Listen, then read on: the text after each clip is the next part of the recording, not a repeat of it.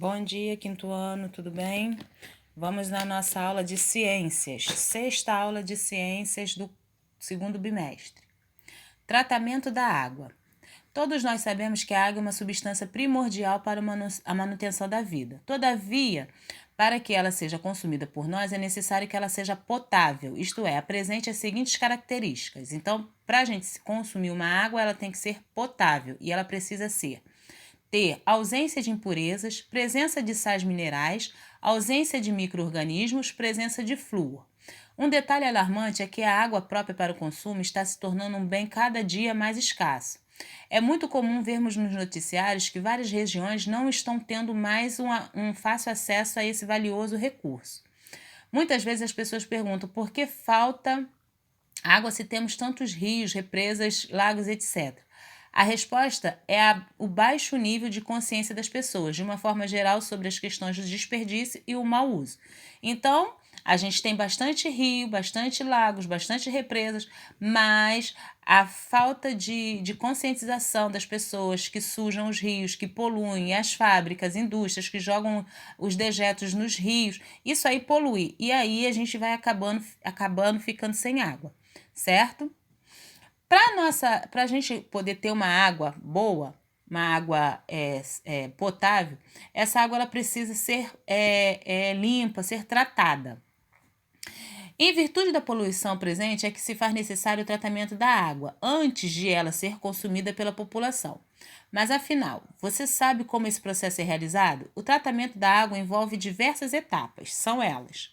Aí, a água ela é tratada num lugar chamado estação de tratamento, que é isso aqui que está na apostila de vocês. E existem várias etapas que a água passa nessa estação de tratamento.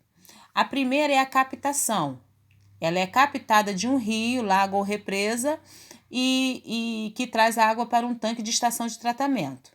Ao chegar na estação, ela passa por grandes grades que impede que materiais grandes continuem na água, como animais mortos. Então, ali já ela começa a tirar algumas sujeiras. Coagulação. A água que está armazenada no tanque recebe a adição de um sal chamado de sulfato de alumínio ou sulfato férrico. Esse composto forma uma substância gelatinosa que favorece a formação de junção de impurezas na substância gelatinosa. Então, aí, essa substância aí gelatinosa, ela como se fosse, ela atrai a sujeira. Floculação. A água é direcionada para um outro tanque, onde será adicionado por um polímero, que favorecerá que os flocos formados na etapa da coagulação juntem-se e formem flocos ainda maiores e mais pesados. Decantação. Após a floculação, a água é direcionada para um novo tanque, onde ela permanecerá em repouso para que os flocos formados sejam decantados para o fundo do tanque. É como se fosse abaixando a sujeira lá para o fundo do tanque. Filtração. Após a decantação, a água atravessa um grande filtro formado por areia, carvão ativado e cascalho. Nessa etapa, as impurezas que não aderiram aos flocos ficam retidas no filtro. Fluoratação. Nessa etapa, é adicionada à água uma quantidade de ácido com flúor e ácido fluoxílico para auxiliar na redução de cáries da população. Cloração é a adição de flúor, o cloro também é adicionado na água. Correção do pH ou acidez da água, nessa etapa é adicionada à água hidróxido de cálcio para diminuir a acidez do meio. E armazenamento. Por fim, depois dela ter passado por toda essa etapa, ela vai ser armazenada em um reservatório e distribuída para nossas casas, para nossa residência.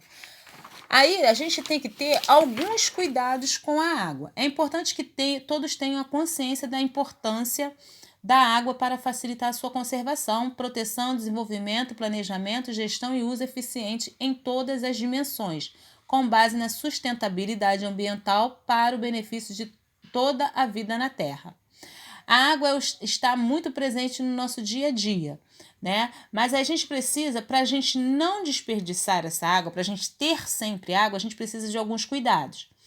Veja o que você pode fazer para contribuir. Ficar atento às torneiras, no chuveiro, Quanto mais rápido o banho, maior a economia. Arejador de água para a torneira.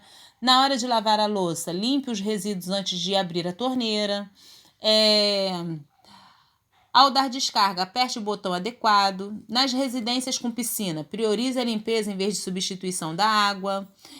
Verifique constantemente a existência de vazamentos. Ao regar as plantas, use o regador em vez de mangueira.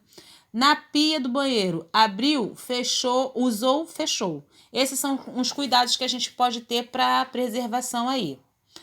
Aqui também podemos procurar vazamentos, né? E alguns tipos de água. Já vimos que a água saudável para beber é a água potável.